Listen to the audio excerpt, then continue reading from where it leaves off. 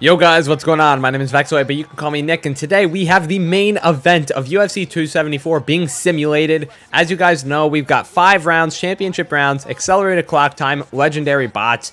I am so excited for this fight, tell you the truth. Charles Oliveira is finally getting the recognition he deserves as champion. He was such an underdog against Dustin Poirier, and I called a 3rd round submission. That paid out well from Charles Oliveira. And now he is finally the favorite on the betting lines against his upcoming opponent, Justin Gaethje. I think Justin Gaethje may be a bit of a harder fight than Dustin Poirier, but I don't know. Can Charles do it? Because it comes down to, you know, grappling versus striking. Charles does seem to get hit in every single fight and get near dropped in every single fight. He got dropped against Michael Chandler. He got dropped against Dustin Poirier, and I do think he is going to get dropped by Justin Gaethje. But the question, the debate is Justin Gaethje going to put him to sleep when he drops him, or is Charles Oliveira going to hold on as he always does, and, you know, end up submitting Justin Gaethje? That's really what it comes down to. Is Justin Gaethje going to knock Charles Oliveira out, or is Charles Oliveira going to grab him and submit him? That's really what it comes down to. When we watch Justin Gaethje fight Khabib, we know that Justin Gaethje is a great wrestler, but on the ground with Khabib, Justin didn't look, he looked like he had no idea what he was doing. Tell you the truth, just being straight up honest. He had no submission defense, nothing like that whatsoever. Can Charles Oliveira make Justin Gaethje look the same? I don't know. Charles Oliveira's got 4 inches of reach on him, which is quite interesting. I did not know that. In Charles Oliveira, you know, Justin Gaethje is good at stuffing takedowns, but Charles Oliveira doesn't even need to get a takedown. He literally just needs to get a hold of you, get you against the cage, get you in the clinch, and he can work for a submission from that. I mean, he submitted Dustin Poirier with a standing backpack rear naked choke. So it really comes down to, is the power of Justin Gaethje going to put Charles out, or is he not going to be able to put Charles out? Charles is going to get a hold of him and submit him. That's really what it comes down to. Super unpredictable, super crazy fight in my opinion. Very, very so hyped for this one. It's insane. It's crazy Charles Oliveira doesn't get an updated model in this game. He's the goddamn champ, you know, show him some respect. There we go. Shoots for a takedown early. Driving for it hard. Does not get it. And now Justin Gaethje engages in the clinch. If you're Justin Gaethje, I'd say just disengage at all costs. Keep this a kickboxing, maybe Muay Thai fight. Charles already shooting for another takedown. He seems to want that takedown bad. Justin Gaethje with the leg kicks. The leg kicks of Justin Gaethje can hurt Oliveira. He has monstrous leg kicks. We all know that. Hey, don't count out Charles Oliveira's striking though. You know, he is a very clean technical boxer. His hands are always where they should be. His hands are always guarding his chin. His hooks, his left hooks, perfect. Big overhand from Justin. That hurt him a little bit. And then body work. Gets in the clinch, though.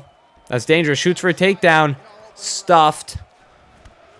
Charles is shooting for takedowns more than he usually does. He's never really just driving for takedowns like this. That big head kick landed from Justin Gaethje.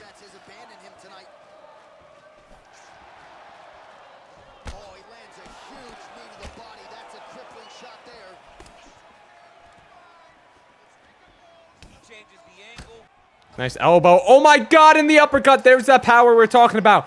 Nearly just flatlined him there. But here's the thing. Oh my god, he held on. Here's the problem, though, is that Justin Gaethje hopped down into the guard of Charles Oliveira. This is something I should have said pre-fight.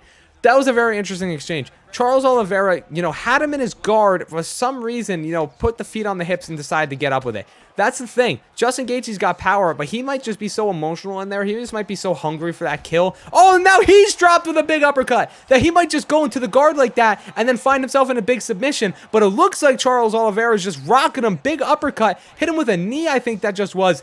Hip toss. Side control. Justin Gaethje hops right back up. This is crazy. This is a crazy fight. I can see it going just like this in person. Big overhand from Justin Gaethje. That landed. Didn't rock him, though.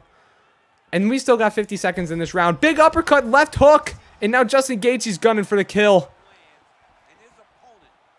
He's got 30 seconds with his back against the cage. Nice movement from, oh my God, there's that uppercut again. He sees it coming every time. Those takedowns, hit him with the head kick, dropped him. Charles Oliveira, that chin's getting rocked early. 15 seconds, knees to the head. 1, 2, followed up with some elbows. 7 seconds, Charles Oliveira shoots for a takedown, gets it last second.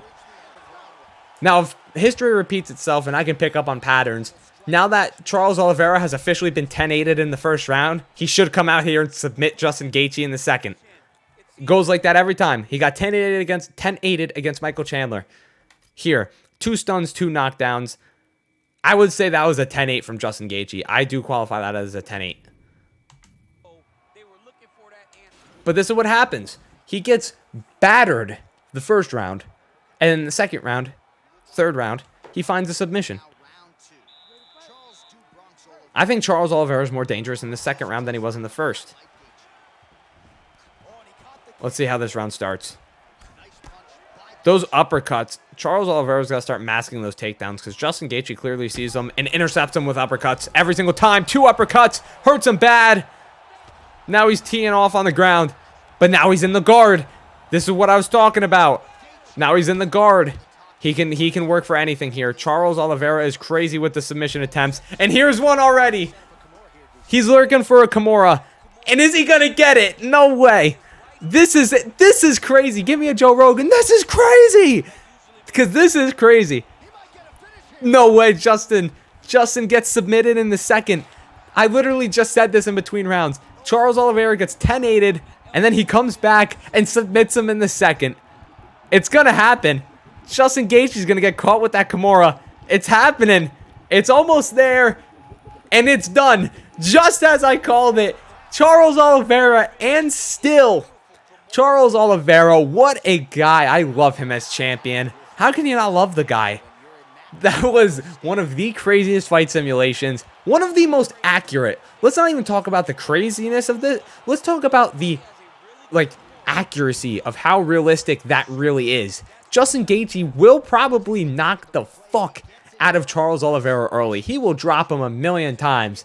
But in that second or in that third, Charles Oliveira will be like, okay, hold up. Let me submit you real quick. And then he taps. That's insane.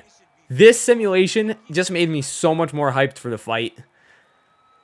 That was nuts. Either way, I hope you guys enjoyed the simulations for UFC 274. If you did, you know how YouTube works. Like, comment, all that junk. Thank you for watching, and I will see you in the next one.